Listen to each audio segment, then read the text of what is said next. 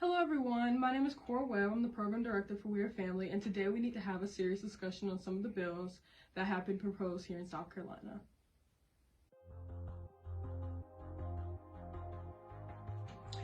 The first bill we're going to talk about is H416, and this bill will potentially make it a felony for people to provide life-saving, gender-affirming care to trans youth in South Carolina.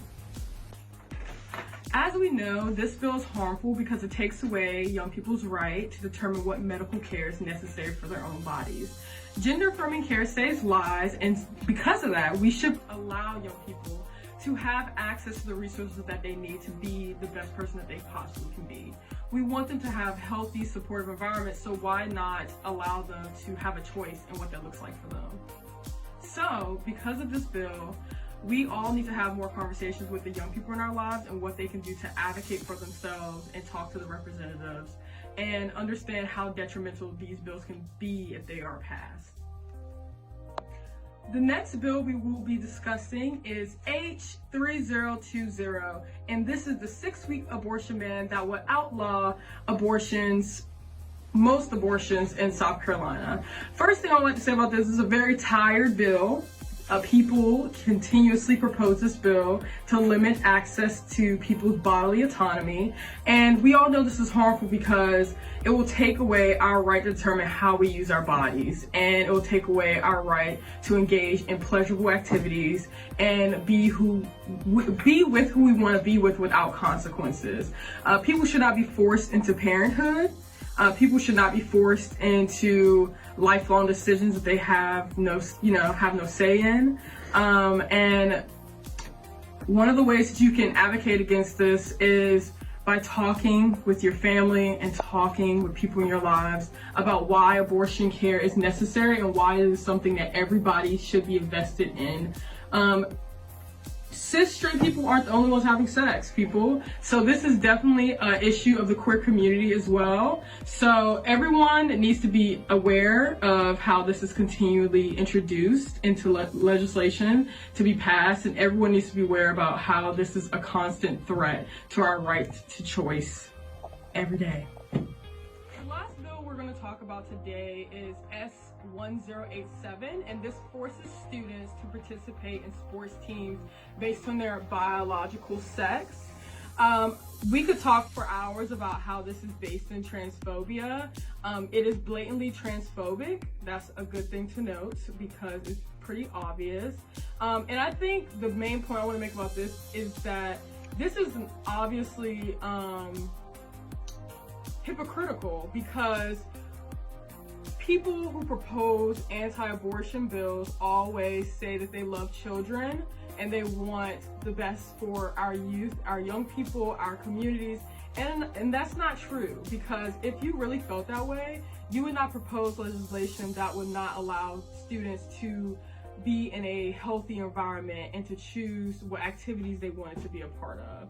If you love children and young people, you would be supportive of them having choice and the body choices they make. You will want them to live their truth, you will want them to be provided access, and you will want them to be able to voice their opinions on how they are able to grow up and the things they have the opportunity to do, like being on a sports team.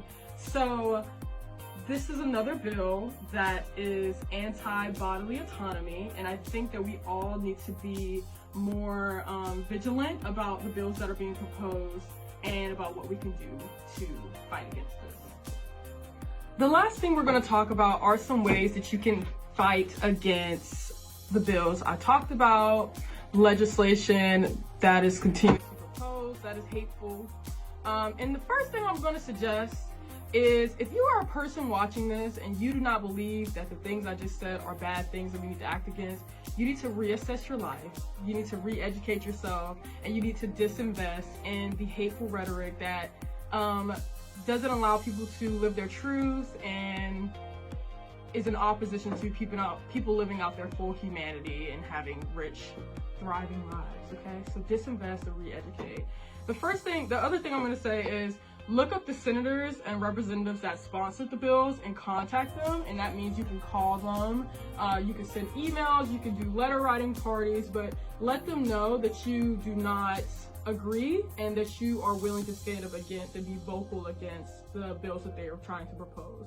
The other thing that you could do, which is directly connected to contacting the bill sponsors, you can contact your own representatives. So even if you say your representatives are in agreement with bodily autonomy, with abortion access, with trans rights, with human rights in general, you can have an ongoing conversation with them on how they can best support you and your community at the Senate, at the State House, in those rooms where we are not as common people. The other thing that people can do is stand up for what is right. So if you're a parent, you should go to these schools that your students are attending, and you should advocate for policies in schools that will protect and uphold your youth. So you can also go to school board meetings. You can also partner with some of the local organizations such as We Are Family. You can ask us some of the things that we're doing. It's an open door, basically. Start having these conversations with the people that you love and care about. The last piece of advice I will give everyone for launching into action in your life is participating in local actions, local rallies, local community efforts to address some of these issues. So one of the things that's coming up, the Day for Bodily Autonomy, Day of Action for Bodily Autonomy, will be on February 19th from 10 to 3 at the State House in Columbia, South Carolina, which is about 2 hours away from here. I will be in attendance, and I will be riding the bus. We will provide the link for the sign up and the bus with this video. And some of the things that they're going to be doing, we're going to have speakers. There's going to be a chance to lobby legislators. They're going to be learning and networking opportunities, community healing spaces, and so much more. And this can be a first step for a lot of people to see what organizing looks like, see what organizing can look like, and get some ideas of what they can do in their own cities and things they would like to expand on or continue talking about. So I definitely invite you to join me and the other people busing up to Columbia, South Carolina, and I hope to see some of you there. And please let us know how best we can support you and how best we can work together against these issues.